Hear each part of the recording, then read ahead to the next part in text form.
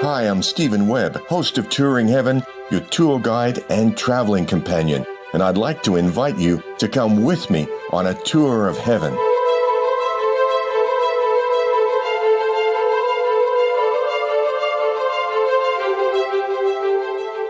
We're going to travel in our etheric bodies to 2 spiritual retreats in the etheric octave over China now to meet a very personable master who you may not have heard of before. His name is Maitreya, which simply means kindness. There's a lot to know about Maitreya. His name has been well known for centuries among Buddhists, but you shouldn't be surprised to learn that, like all ascended masters, his connections with us, the body of God on earth, transcends any one religion. Remember when we went to visit Gautama Buddha at the retreat in Shambhala in the etheric octave over the Gobi Desert and were surprised when we were invited to his western Shambhala high up in the Rocky Mountains of Montana in the United States. We were also surprised that Gautama had a direct or almost instant mode of travel to and from Jesus' retreat in Arabia. When we think of Gautama, many think of him as the Buddha. But to Buddhists, there's an entire lineage of Buddhas. They anticipate a coming Buddha who will revive apostate institutionalized Buddhism. He will dissolve the accumulated orthodoxies of 2,500 years of bureaucracy, reinvigorating the original divine spark of Gautama's wisdom and compassion back into Buddhism. And as in Messianic Christianity and Judaism, Buddhists can't agree on when the anticipated Buddha is scheduled to arrive. Some have read the prophecies of his coming with the assumption that we will be simply passive bystanders watching the Master do all the work. But that doesn't account for our free will or the God-given opportunity to work with the Master. The ascended Masters and the innate divine wisdom of cosmic cycles move ahead with the people's inner need for divine teaching, whether we or human institutions are ready or not. But we can anticipate these cycles and get to actively choose what part we engage in the outplaying of prophecy. Maitreya is the anticipated Buddha, except he isn't waiting to arrive. As you'll hear on this tour, he's been fully engaged with souls on earth for a while now. There are good reasons why we can't see him physically. Our eyes can't see the etheric, and, like Jesus, persons of great light get persecuted in our world, so the way to get to know him is in our etheric bodies at his level, and that's where we're going now. I think you'll notice immediately, Maitreya is awesome in a good way, and he's also very friendly and approachable. He was close to Sanat Kumara, Gautama, and Jesus long before the 144,000 volunteers from Etheric Venus came to rescue the people of Earth far back in prehistory.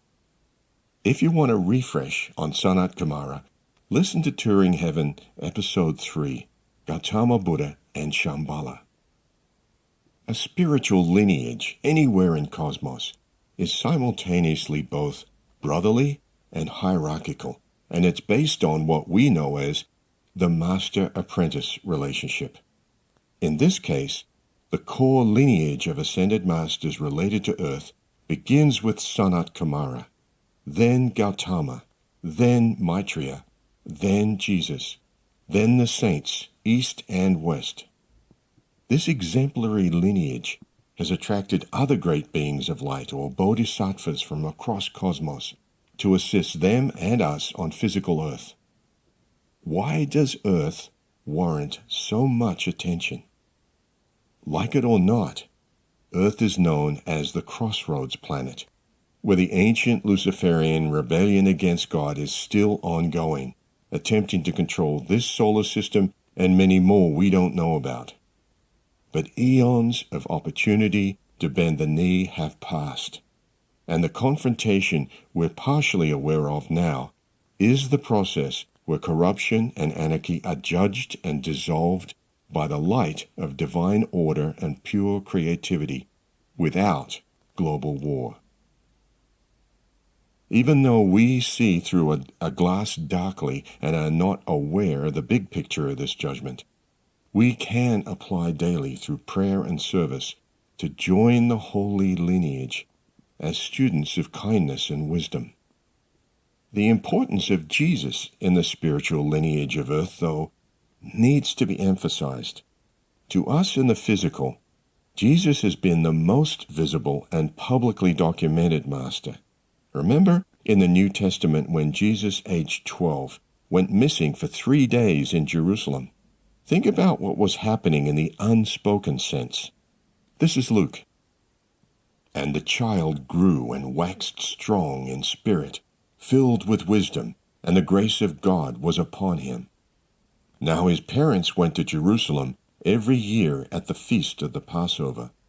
And when he was 12 years old, they went up to Jerusalem after the custom of the feast. And when they had fulfilled the days, as they returned, the child Jesus tarried behind in Jerusalem, and Joseph and his mother knew not of it. But they, supposing him to have been in the company, went a day's journey, and they sought him among their kinsfolk and acquaintance. And when they found him not, they turned back to Jerusalem, seeking him. And it came to pass that after 3 days they found him in the temple, sitting in the midst of the doctors, both hearing them and asking them questions. And all that heard him were astonished at his understanding and his answers. And when they saw him, they were amazed. And his mother said unto him, Son, why hast thou thus dealt with us? Behold, thy father and I have sought thee sorrowing. And he said unto them, How is it that ye sought me? Know ye not that I must be about my father's business? And they understood not the saying which he spake unto them. So if you've been a parent and your 12-year-old goes missing for 3 days and you find him in deep conversation with the doctors of the temple, you probably wouldn't understand his response either. But in Luke, in the printed account of this, it's important to note that when his mother Mary said, Thy father and I, father is printed with a lowercase f. When Jesus says, I must be about my father's business, fathers is printed with a capital F. A 12-year-old chiding his father and mother about them not knowing that he's ready to be about his father's business says there's a lot going on with this soul. He's not saying, please let me stay and talk with the doctors in the temple. He's taking dominion. At 12, he was filled with wisdom and the grace of God was in him. He was ready for something beyond the temple that he couldn't articulate, but expected them of all people to understand the yearning, the mission. He was ready to get on with it. Joseph, his father, an embodiment of Saint Germain, passed away not long after that, and the father's business Jesus referred to gets no further explanation in Luke or any other gospel. The yearning to be about it, combined with a growing strength in spirit, wisdom, and grace, meant Jesus was restless. His mother, Nazareth, the doctors in Jerusalem, were not able to provide answers to his questions or his yearning. Clues and evidence of where Jesus went and what he did over the next 17 years or so can be found in the excellent book, The Lost Years of Jesus by Elizabeth Clare Prophet, which you can find on AscendedMasterSpiritualRetreats.com. The book makes the case, based on documentary evidence, that Jesus traveled eastward as a teen to India and Tibet. He left a trail of evidence with Buddhist monks in various monasteries at the time that he had been there and had been widely known as Saint Isa. Jesus was that advanced as a teen and youth, more than a prodigy. He was seen as a saint by people far from Palestine. So what would have drawn a teen to leave home and family to travel alone into unfamiliar territories, languages, and cultures?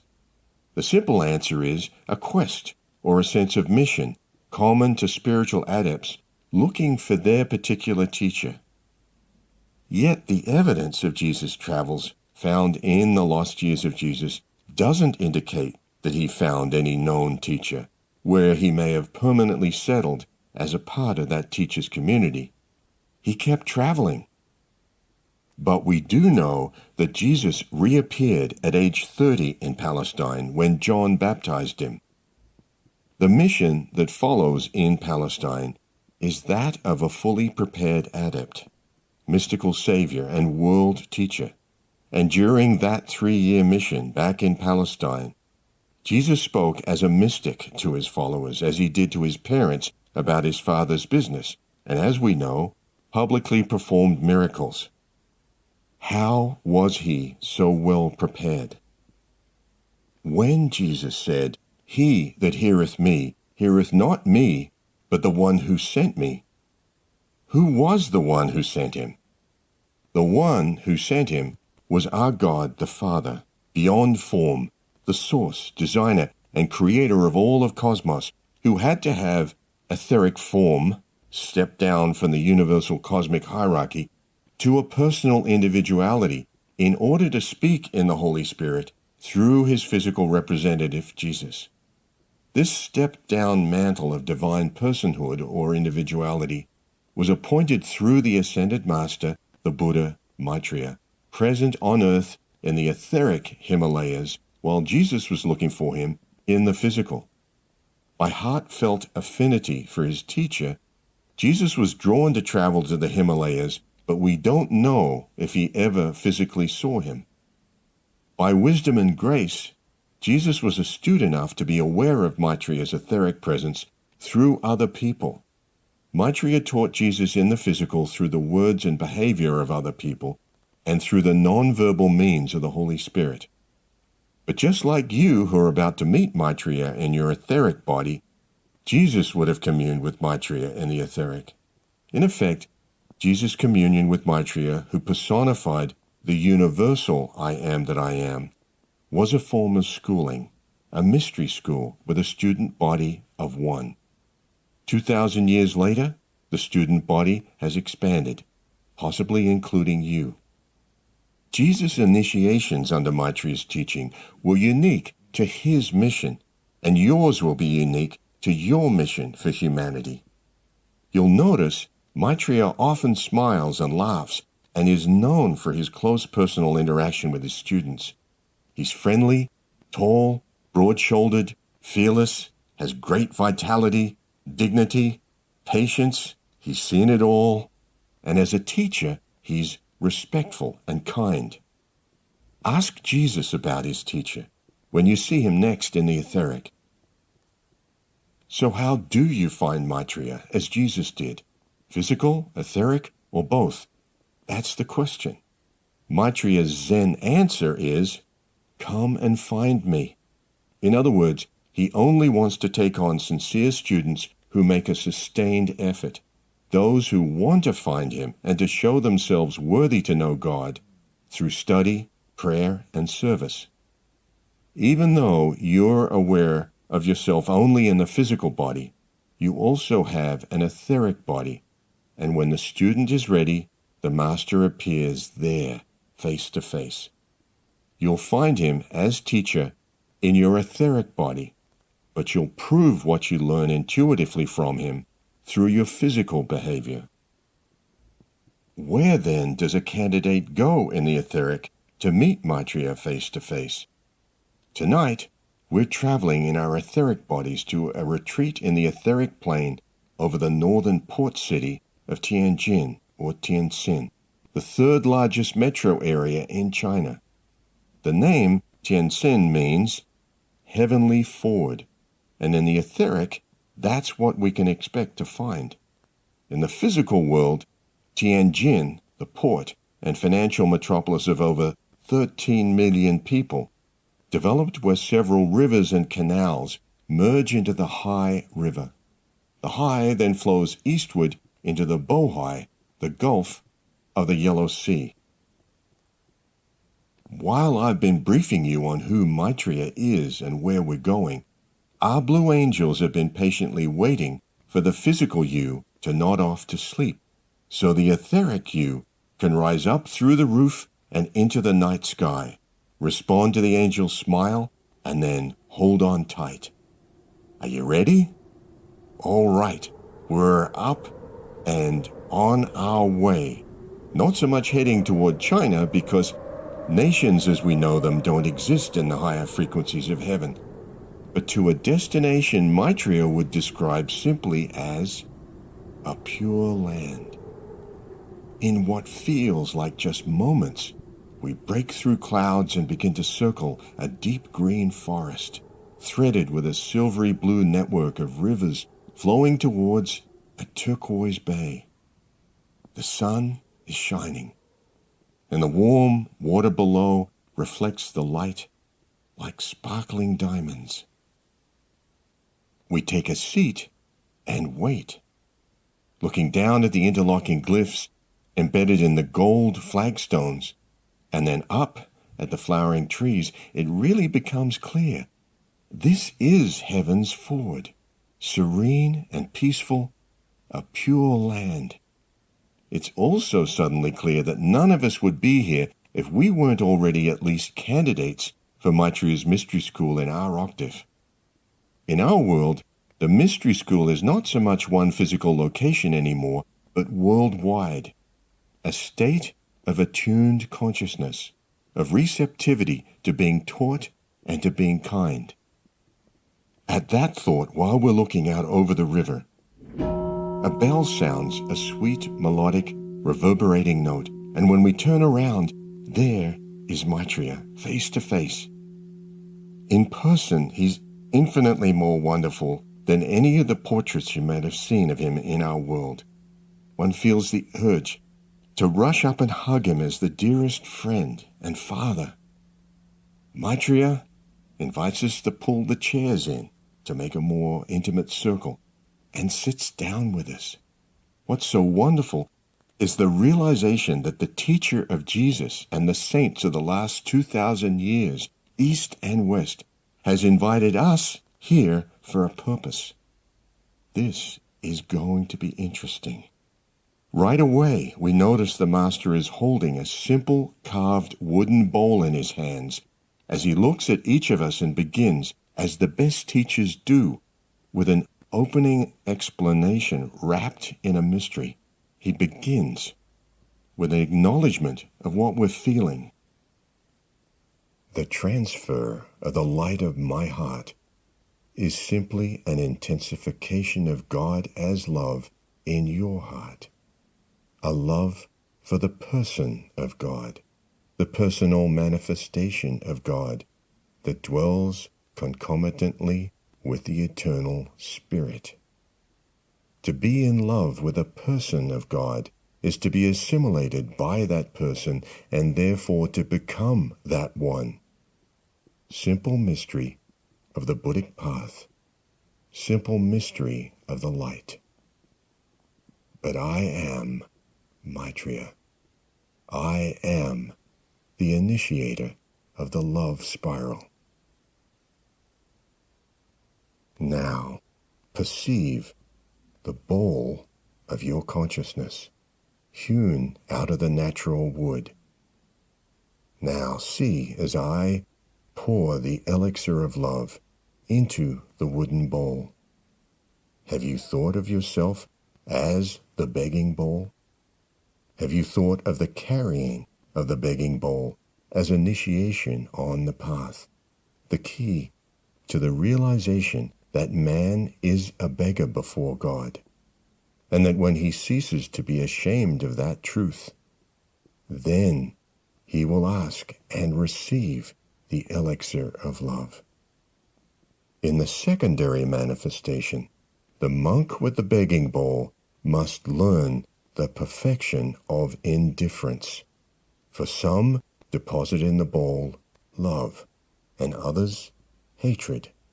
They despise and reject the Christ in the one who comes, and therefore renounce in themselves the position of God and the opportunity of God to give unto God the fullness of the requirement of the hour. Blessed ones, now, in this cycle of the coming Buddha who has come, all life on earth receives initiation, hour by hour, day by day, until my coming in the flame of the cosmic Christ. For this age, it was only those who would seek and find the Guru. Now, with the acceleration and the compelling of the law and the compelling of Earth's evolutions into oneness with that law, none are exempt. Lo, the day is at hand, and every life stream must give accounting to the Guru Maitreya, whether to enter the mainstream of initiation of life, or to be found high and dry upon the shore, without identification with the movement of God.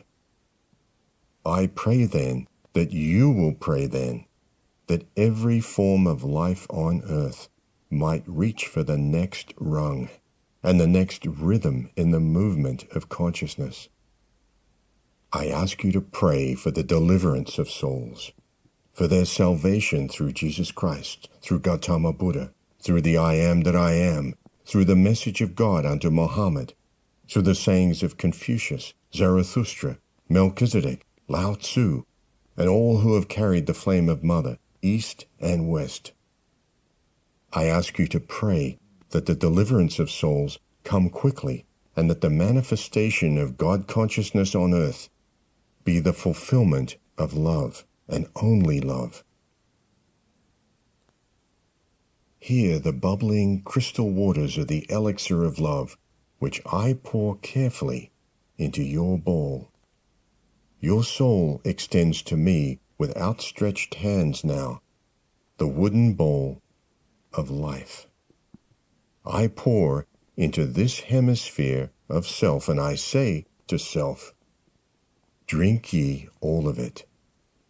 Drink of the elixir of love, and let love be the fullness of the message of the Sacred Heart, intensifying, burning within your heart, burning and expanding until you yourself are consumed by all-consuming love, and in that consummation you realize the self in higher and higher spirals of being.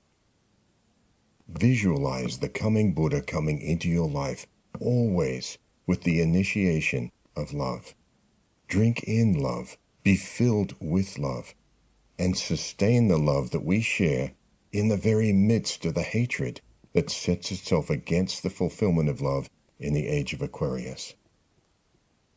Now then, by the love that I impart, be the focal point for the transmutation, the consuming of war that comes from hatred, of prejudice that comes from hatred, of antichrist, anti-God, that is the hatred of the self, self-annihilation, the hatred of the little child, the unborn, of the mother and the father and the spirit. Blessed ones, the annihilation of the person of God is the ultimate hatred of the fallen one. For the sin of the fallen one is the refusal to bend the knee and to confess the name of the cosmic Christ in Maitreya, in Jesus, in Krishna, in Christos, in your eternal Christ self.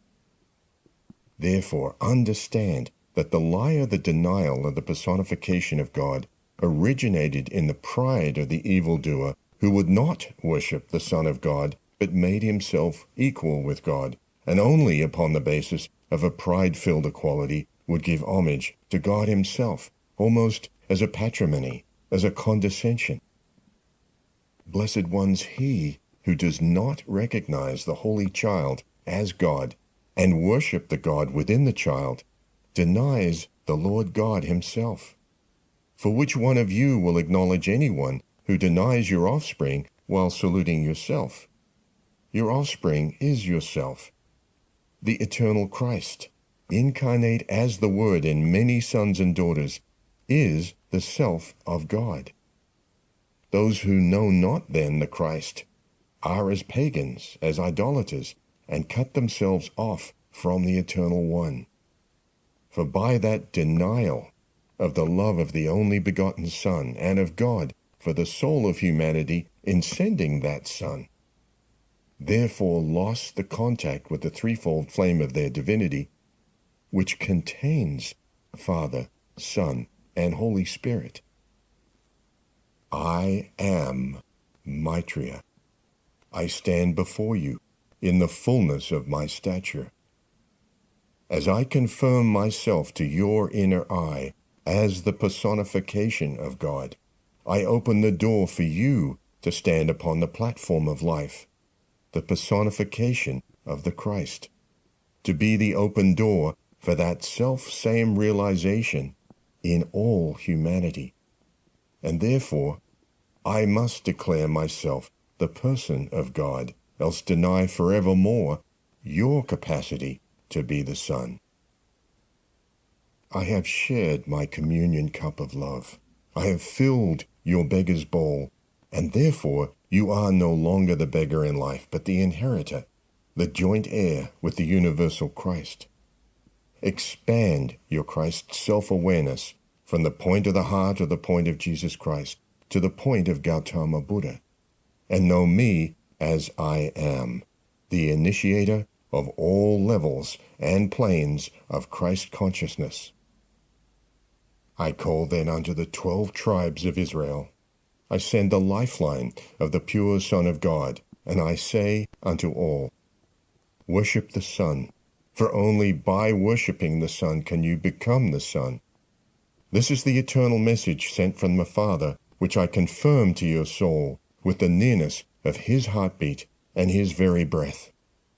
I am in you, Maitreya, the coming Buddha who has come to call you home to love.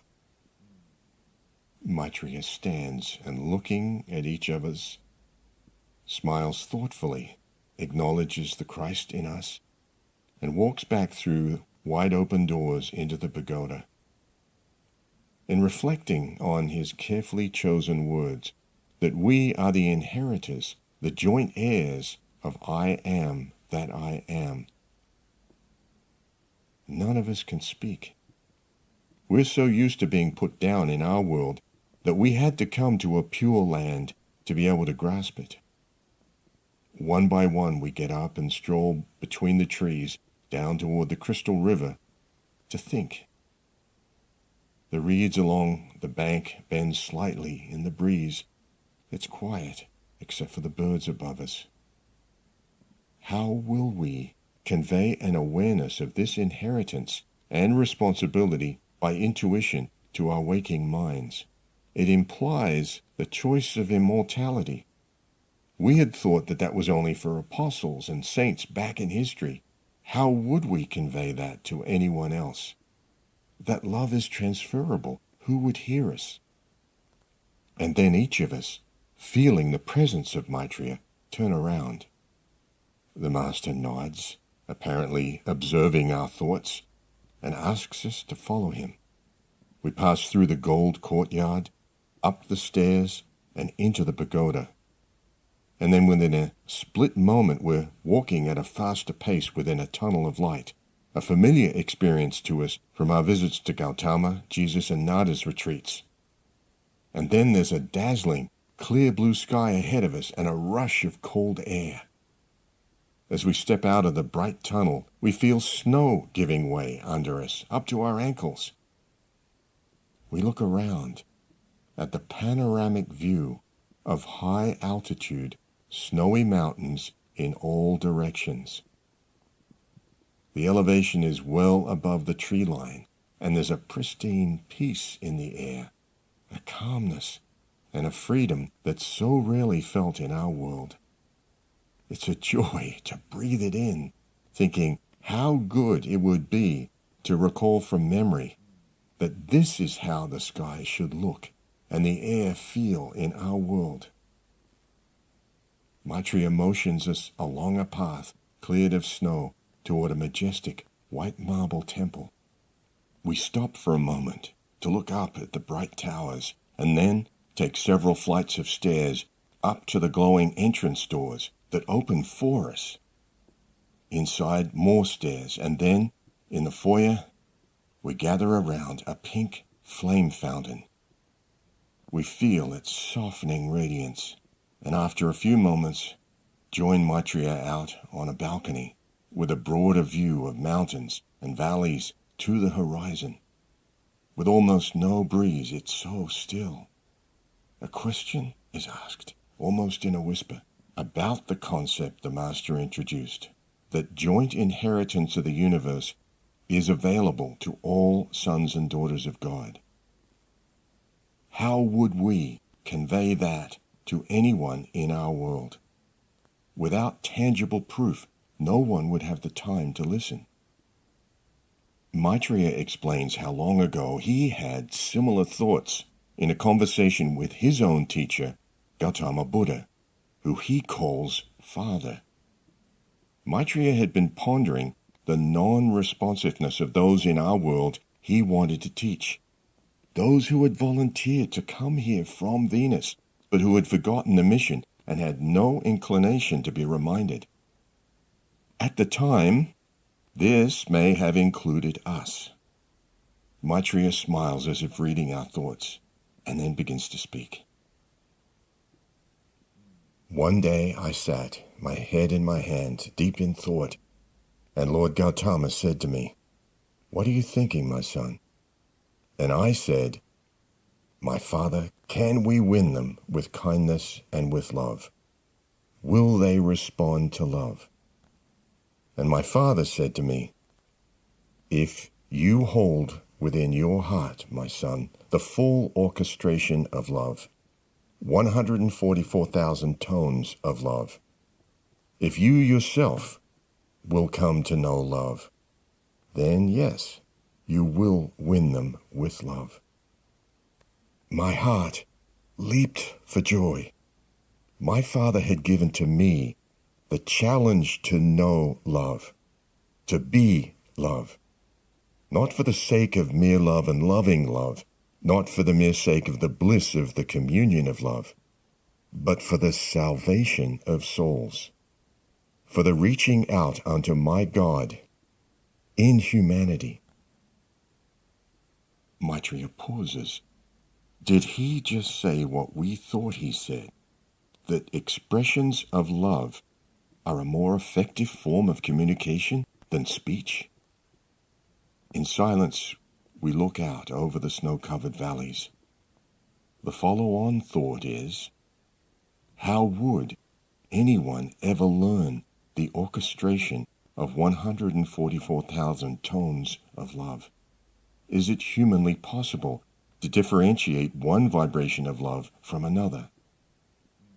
And then Maitreya continues, without entertaining our human questioning.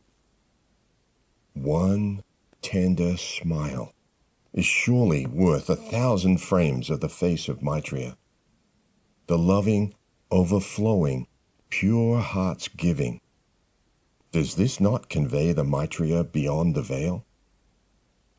I desire you to be myself, not in pomposity or pride, now self-styled initiators of lesser mortals, no, but to remember that by the grace of the one who has sent me, you yourself might be my vessel. You say then, but you have not yet appeared to us, Maitreya. How can we be yourself appearing to others?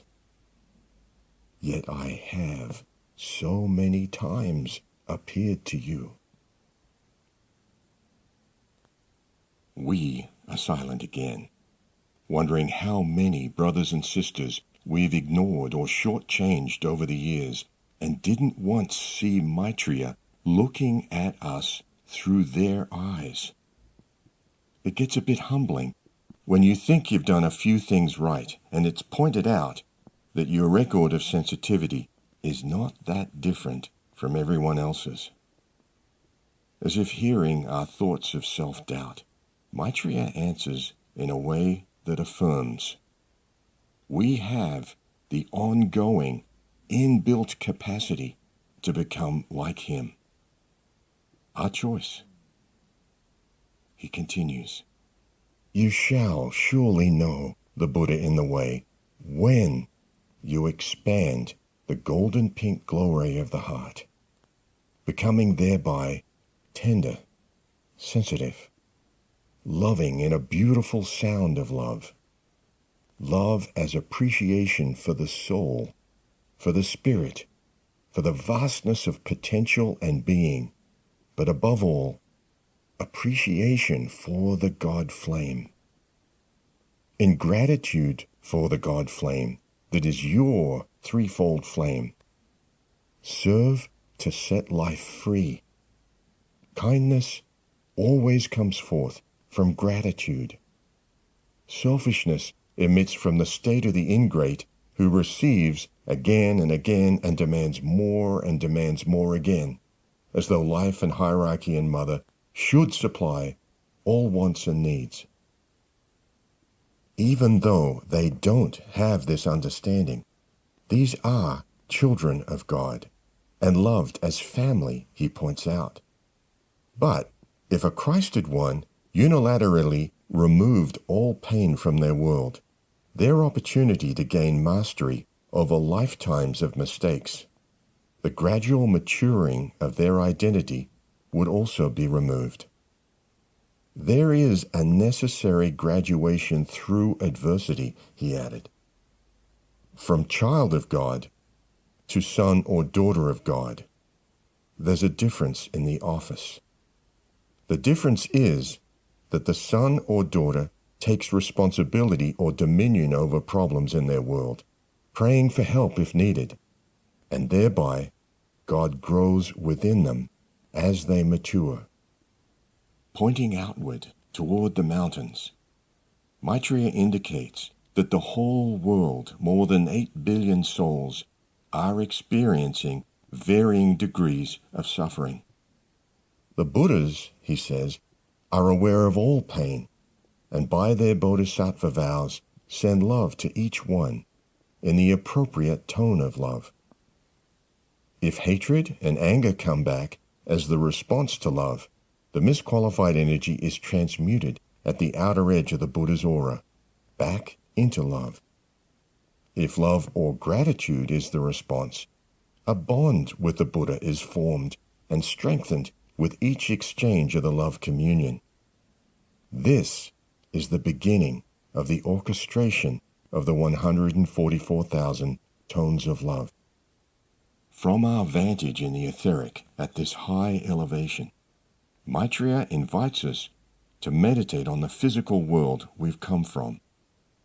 As a voluntary exercise, he will allow a minuscule amount of the world's pain to be momentarily felt by us, but only to the extent that we can handle it. We agree and seat ourselves comfortably on thick rugs on the balcony.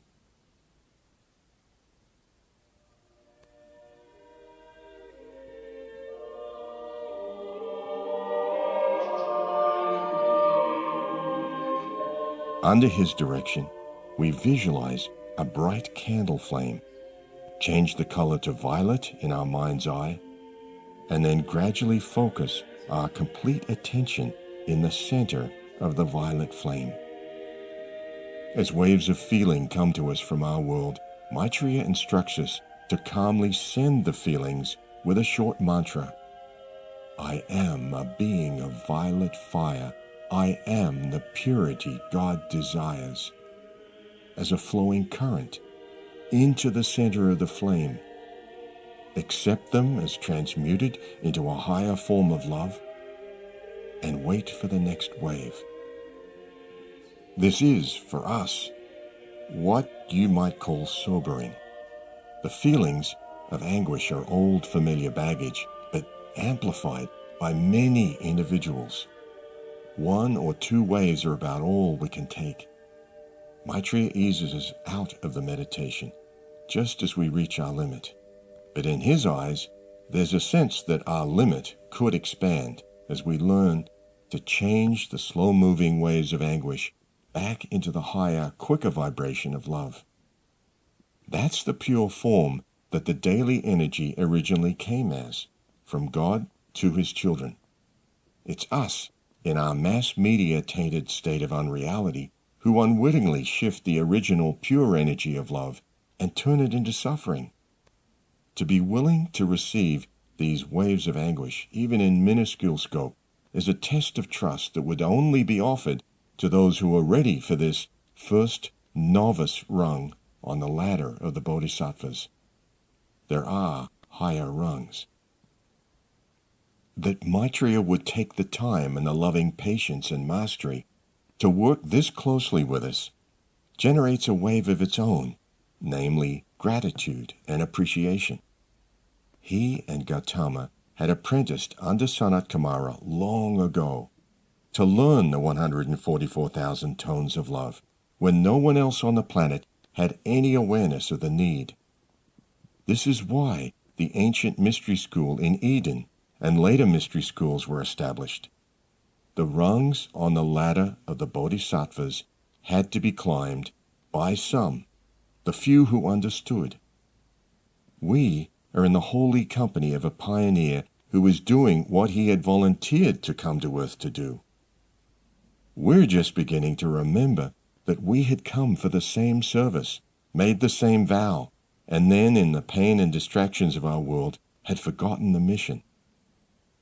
Maitreya stands, accepts our gratitude, and we feel the radiation of love from his heart to our own, filling our begging bowl. The feeling is, as he said, a glimpse of the difference between prince and beggar. He asks us to put our attention on the burning, spinning feeling in the secret chamber behind our hearts, just like Jesus' disciples felt it on the road to Emmaus. And he says, "The flame of life as divine spark beats, beloved, and leaps, burns and blazes within you. All else may fade, but the flame burns on. And out of the flame is the call to the soul. Come home to the heart of Maitreya. Join me in a prayer, a daily prayer from Nada," he says. We stand and begin the prayer in unison with him, looking out over the mountains covered in snow. A flame is active. A flame is vital. A flame is eternal. I am a God flame of radiant love from the very heart of God in the great central sun, descending from the Master of life. I am charged now with beloved Helios and Vesta's supreme God consciousness and solar awareness. Pilgrim upon earth, I am walking daily the way of the ascended Master's victory that leads to my eternal freedom by the power of the sacred fire, this day and always, continually made manifest in my thoughts, feelings, and immediate awareness, transcending and transmuting all the elements of earth within my four lower bodies, and freeing me by the power of the sacred fire from those misqualified foci of energy within my being. I am set free right now from all that binds, by and through the currents of the divine flame of the sacred fire itself, whose ascending action makes me God in manifestation, God in action, God by direction, and God in consciousness. I am an active flame. I am a vital flame. I am an eternal flame.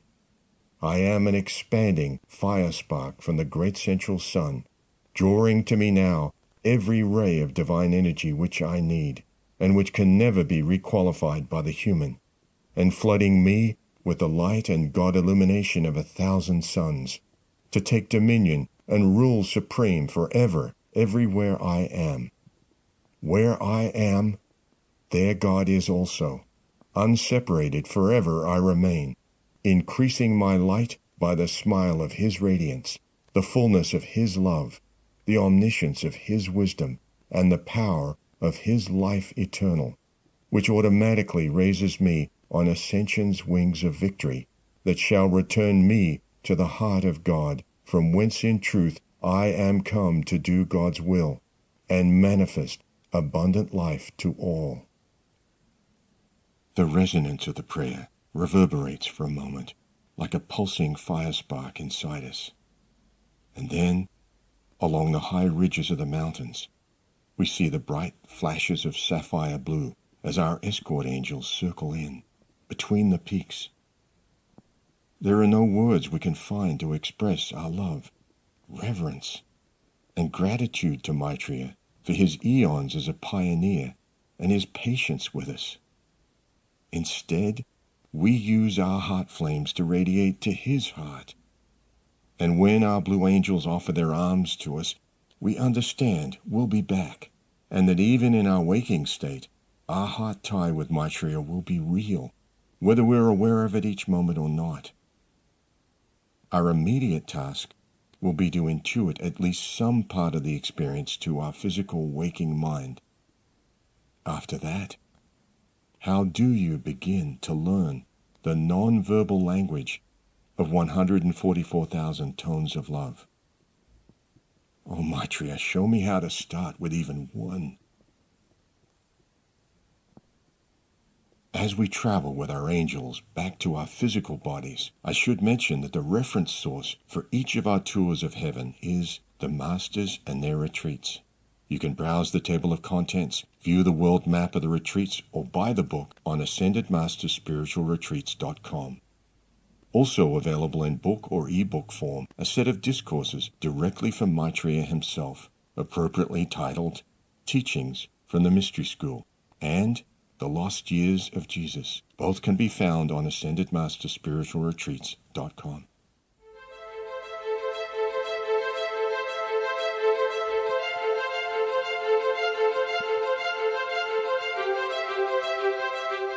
Next tour, we're going to Etheric, Jerusalem, to the Temple of the Resurrection, to meet an amazing Lady Master whose name is known to hundreds of millions of people.